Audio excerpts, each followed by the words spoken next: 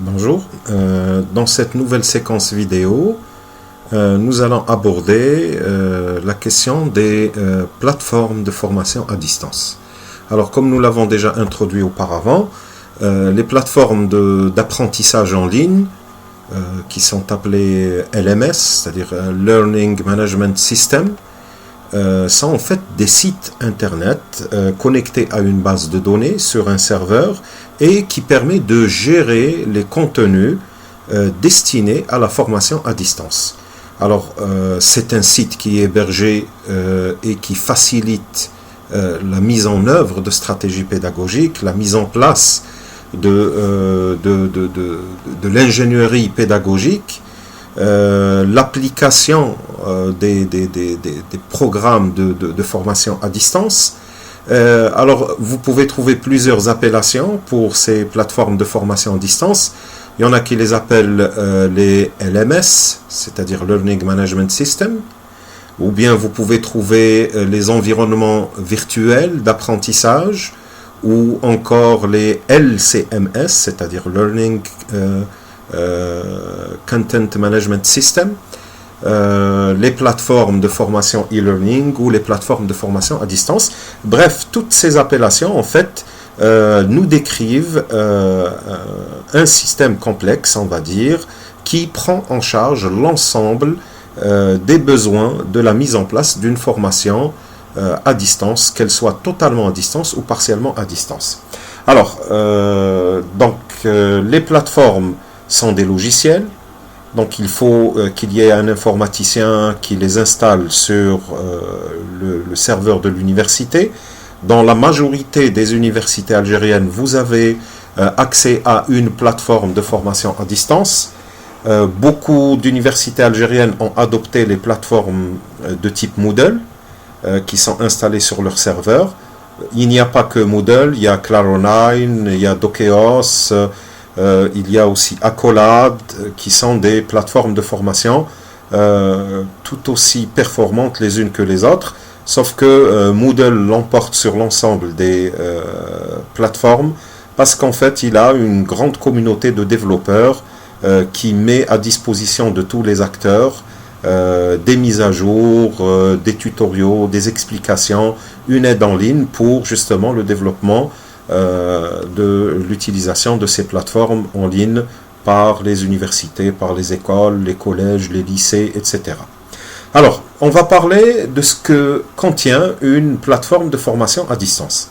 Alors, une plateforme de formation à distance, c'est un ensemble d'outils qui ont été imbriqués les uns avec les autres pour en fait créer un environnement cohérent d'apprentissage en ligne qui met à disposition de tous les acteurs, que ce soit les enseignants, les administrateurs, les étudiants, les tuteurs, les pédagogues, etc., un ensemble d'outils qui vont faire que l'étudiant puisse atteindre les objectifs pédagogiques qui lui sont tracés à travers des scénarios pédagogiques exécutés sous cet environnement pédagogique. On s'explique, un enseignant donne un cours, par exemple de biochimie structurale. Il a l'habitude de développer les cours qu'il donne en présentiel dans son amphithéâtre.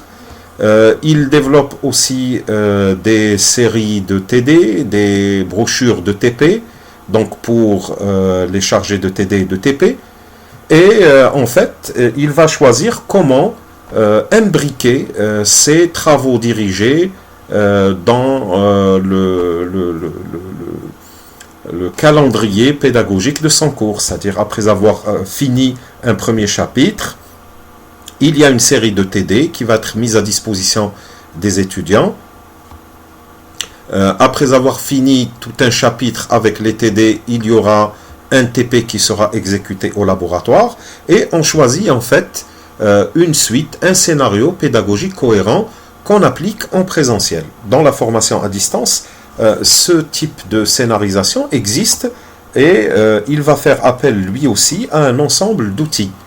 Alors, pour pouvoir mettre en place un cours, donc généralement l'enseignant, par exemple de biochimie, est appelé expert en contenu, parce que c'est lui qui va délivrer les contenus de la formation pour les étudiants. Mais il n'est pas seul. Il se fait assister et il trouve l'aide au niveau de la cellule de téléenseignement d'experts en pédagogie et en technologie de l'information et de la communication. C'est-à-dire que vous, en tant qu'enseignant, vous avez des contenus de cours que vous avez l'habitude d'utiliser avec vos étudiants. Au niveau de la cellule de téléenseignement, il y a des pédagogues qui sont là pour vous aider justement à concrétiser votre projet de cours en ligne en divisant les différentes parties que vous avez l'habitude d'enseigner en unités d'apprentissage. Et ces unités d'apprentissage cohérentes et modulables peuvent être mises en ligne sur la plateforme et servir à l'apprentissage à distance pour les étudiants. Alors, une plateforme de formation, elle héberge le contenu pédagogique. Donc, que ce soit du texte, vous pouvez mettre à disposition dans un premier temps un fichier PDF, un fichier Word, un fichier PowerPoint que vous avez l'habitude d'utiliser, mais aussi vous pouvez rajouter le niveau d'interactivité nécessaire en injectant dans la plateforme, par exemple, des exerciceurs. On peut aussi utiliser, par exemple, des logiciels de laboratoire virtuel pour exécuter une partie d'un TP qu'on peut faire à distance. Restera bien sûr l'application au laboratoire d'une partie, bien sûr, des cours qui sont donnés aux étudiants. Alors, la plateforme donc permet d'héberger ces contenus, texte, images, son, vidéo, etc. Elle permet aussi de vérifier si tous les étudiants finalement ont eu accès à ces ressources. Si vous avez l'habitude de donner par exemple un support de cours à votre délégué de promotion, à le mettre à disposition des étudiants sur une adresse mail ou autre, vous n'êtes pas pour autant sûr que tous les étudiants y ont eu accès. Par contre, dans le Content Management System ou les LMS, vous pouvez vérifier avec les usernames et passwords, c'est-à-dire avec les identifiants des étudiants, si bien tous les étudiants qui participent à ce cours ont eu accès à cette ressource et l'ont bien téléchargée pour pouvoir la lire. Maintenant, comment savoir s'ils l'ont lu? C'est tout à fait normal qu'on se pose cette question. Eh bien justement, chacun d'entre eux aura à exécuter un certain nombre d'activités individuelles qu'il va déposer sur la plateforme pour que l'enseignant puisse vérifier la bonne exécution des activités qui sont demandées et puisse donner un feedback ou une évaluation formative pour cet étudiant.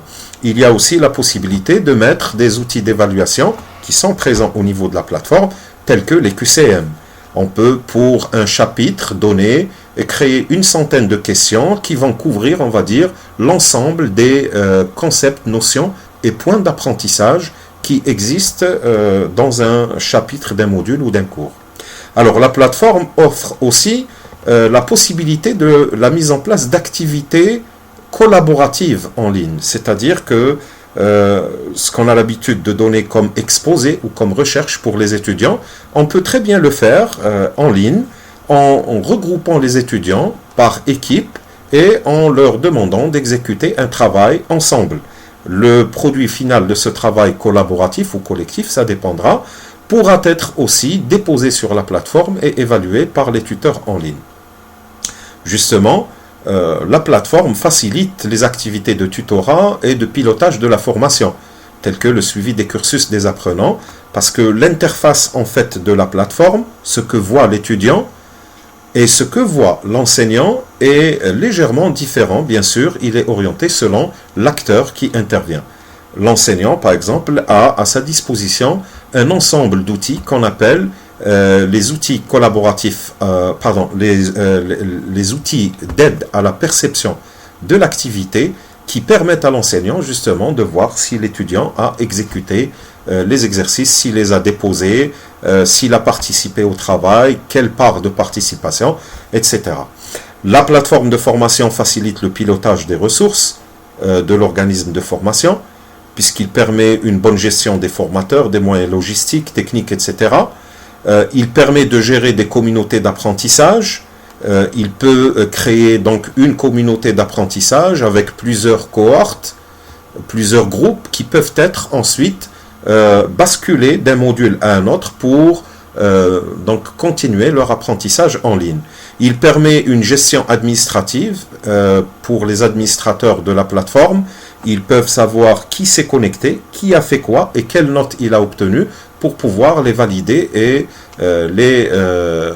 donc les utiliser dans l'évaluation finale des étudiants.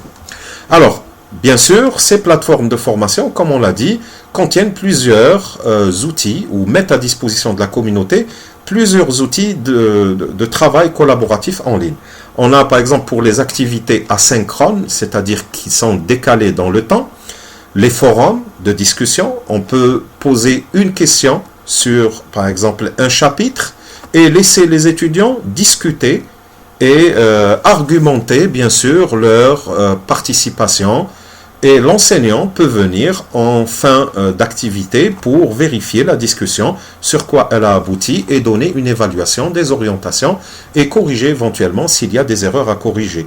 Il y a la messagerie, comme ce que vous avez comme messagerie électronique, Gmail, Yahoo ou autre. Vous pouvez aussi disposer d'une messagerie donc électronique au sein de la plateforme, intégrée dans la plateforme elle-même. Il y a le gestionnaire de fichiers, c'est-à-dire que l'enseignant peut déposer des documents. Les étudiants ou les apprenants, dans ce cas-là, peuvent eux aussi déposer des documents et chacun pourra avoir accès selon des niveaux de hiérarchie, bien sûr. Il y a les calendriers qui sont intégrés dans la plateforme. On peut, dans ce cas-là, créer des rendez-vous, les programmer et avertir les utilisateurs de la plateforme des différents rendez-vous auxquels ils doivent, bien sûr, répondre ou participer. Il y a la planification des événements, bien sûr, avec les calendriers. Il y a les tests qui sont effectués. Il y a aussi comme outil asynchrone les wikis. Comme nous l'avons déjà expliqué, le wiki est un outil collaboratif en ligne qui permet aux étudiants, aux apprenants, de créer une page sur la plateforme et de pouvoir les modifier ou modifier cette page avec les mêmes droits. C'est-à-dire qu'ils peuvent rajouter, enlever, corriger en même temps la même page et la valider en tant que travail collaboratif en ligne. Maintenant, pour les activités synchrones, il y a des outils qui sont dédiés aussi pour des rencontres en temps réel entre les différents acteurs de la communauté. Par exemple, entre l'enseignant et les étudiants, ou bien entre les étudiants des mêmes groupes. Il y a pour cela le chat ou la messagerie instantanée. Il y a aussi la téléconférence ou la visioconférence qui peuvent être intégrées dans les plateformes. Il y a aussi la téléphonie IP qui est intégrée aussi dans certaines plateformes de formation.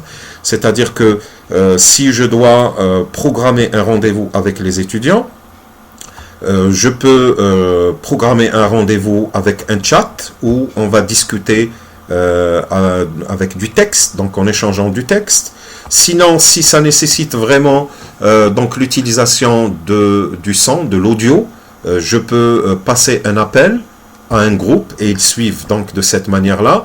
Sinon, je peux aussi ouvrir une session de visioconférence, mais là, ça dépendra bien sûr du débit et du niveau de connectivité des apprenants et bien sûr des limites technologiques des serveurs. Alors, il y a les outils collaboratifs, il y a ce qu'on appelle le tableau blanc. En fait, c'est une interface de dessin qui se modifie en temps réel par les différents utilisateurs en ligne. C'est-à-dire que si vous dessinez quelque chose, vous dessinez un schéma, les gens qui sont connectés vont le voir en temps réel, comme si vous dessiniez sur un tableau blanc. Il y a le portfolio, le bureau virtuel, le wiki, etc., les agendas, les forums, etc., qui sont utilisés comme outils collaboratifs. Il y a ensuite les outils qu'on appelle outils pédagogiques, tels que les quiz, qui sont intégrés dans les plateformes. Il y a les glossaires, les blogs, les RSS, c'est-à-dire les applications qui permettent de suivre l'évolution ou la mise à jour de contenu, les outils de conception, etc. Tout ça, ce sont des outils qui sont mis à votre disposition dans les plateformes. Alors, je vous invite bien sûr, au bout de cette séquence vidéo, à aller visiter certaines plateformes de formation à distance. Vous pouvez utiliser les mots-clés suivants. vous pouvez mettre LMS ou CMS ou LCMS. Vous pouvez aussi visiter carrément des plateformes de formation à distance telles que la plateforme Moodle, Moodle, que vous pouvez trouver en ligne. Voilà, nous verrons pour la prochaine séquence les acteurs de la formation à distance.